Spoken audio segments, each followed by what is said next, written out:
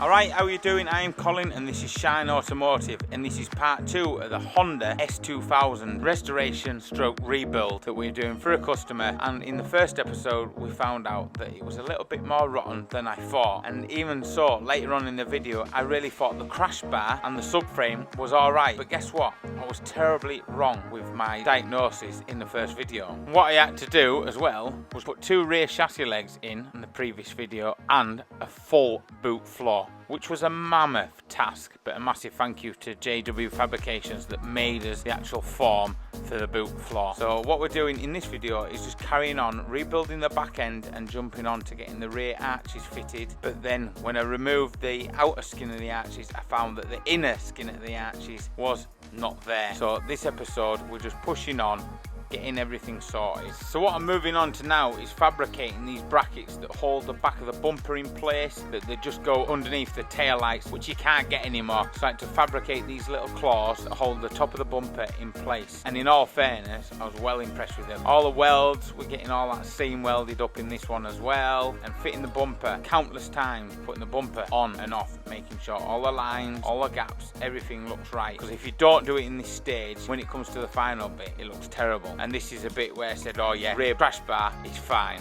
Nah, I was terribly wrong. These are just a bit floppy at the end. I'm literally just going to chop off 2 inches and I'm going to try and save the crash bar because it is absolutely solid. I have braided the hell out of it. So we're going to adapt this crash bar to fit on here because these rust, and there's loads of second-hand ones on eBay that are rusting. So let's future-proof ourselves and let's put an aluminium crash bar on the back that doesn't fit. So we're going to have to do some modifications. We want the original towing eye to line up with the original towing eye, and we need to bring the feet in and turn them around, so these feet will actually be fitted that way on. So the first thing I'm going to do is cut it up, move stuff around, and then obviously it'll have to go to John's at JW Fabrications to have it all welded back up. But I'm going to prep it, mark everything, and then get it dropped off it, because I want all this back end all sealed up. But I need to make sure this will fit, because we need to work that out first, and I don't want to put all the sealer in, scratching it and messing it all up.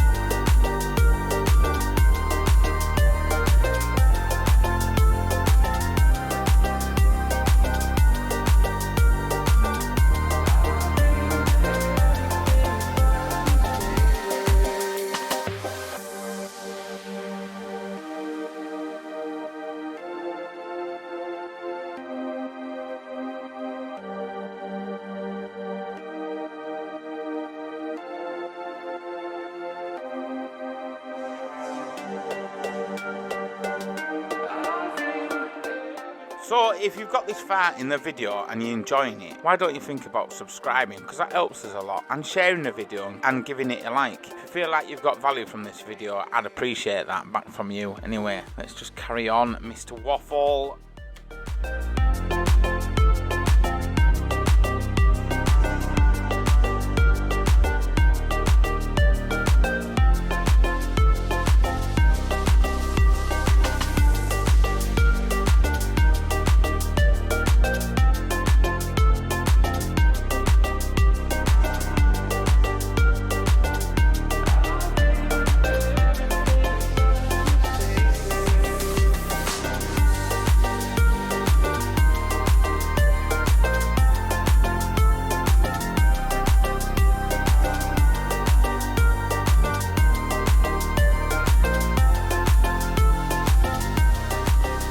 Right, so I've got the bumper dropped off, the crash bar dropped off at John's, and I'm now going to start working out the rear arches. I'm starting on with this side because I need more room. I ain't got that much room on the other side of the ramp. Yeah, so I'm just going to work it out. These are the company that do the back arches, and they actually do a boot floor as well. So if you ever want to do put a proper boot floor in, you can do. They're not that expensive, but we made its own custom boot floor, so it's a one of one, isn't it? So yeah, I'll work this out. I'm not going to come into the door. I don't think I'm going to come into the door. First thing I want to do is just cut the rust back and look at the inner arch, because obviously the inner arch has got to meet up with the outer arch of that. Right, there we go. Let's crack on. I just hope it's not full of filler and it's just eating away. Who knows?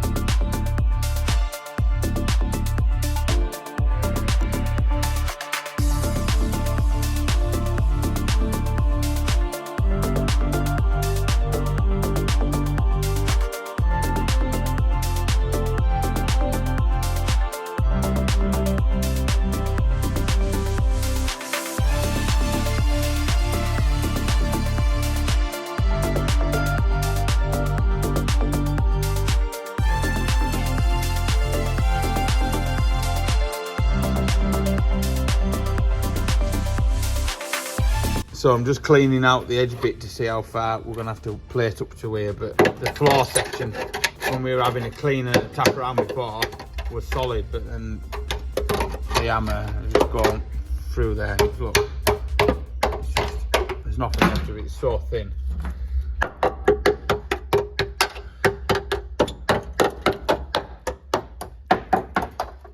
Yeah, we're through there as well.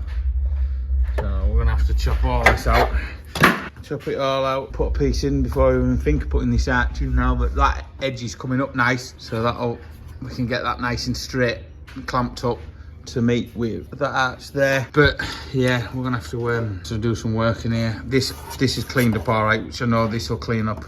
This is only surfaced, and I can't believe that actual arch there is only held on in this section by two spot welds there and one underneath there, but this is all gonna have to come out. It is a little bit more rough than we thought, just finding more stuff.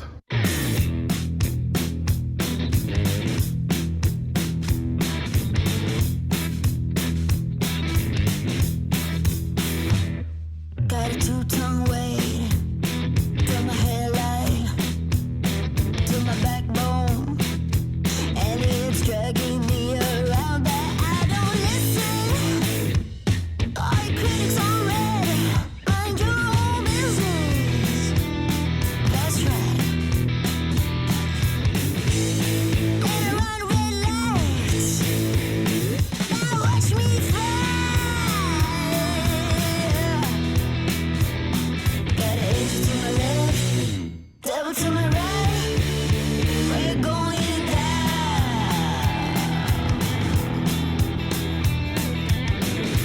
So we're finally getting there. These panels do take a lot of working out and lining up because we need to make sure we've got that edge there right. I'm just going to take 5mm off this and I'm going to overlap this bit. I don't think butting them up is a good idea because you lose the strength out of it. So if they're slightly overlapped, you can get that with a filler. Also got to trim that bit back down there.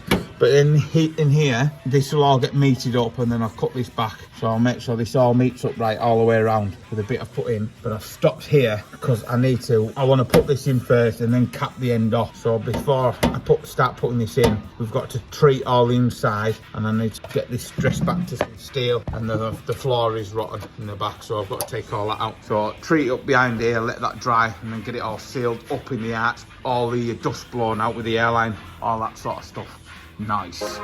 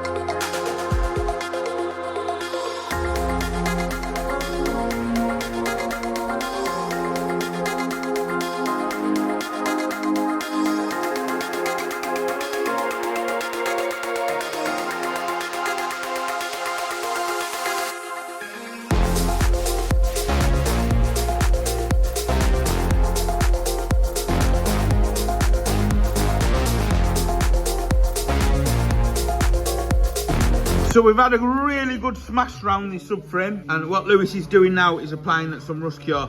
We can't get punch a hole in it anywhere. I looked up and I noticed that, and the subframe isn't good at all, so we're having to get that out, which is probably going to be a nightmare because look at the state of it, so everything's going to be very rusty. So now we've got to find the subframe. Click here to watch part 1, click here to watch other builds, and we'll see you in the next one. Let me know if you're liking this content as well by commenting down below.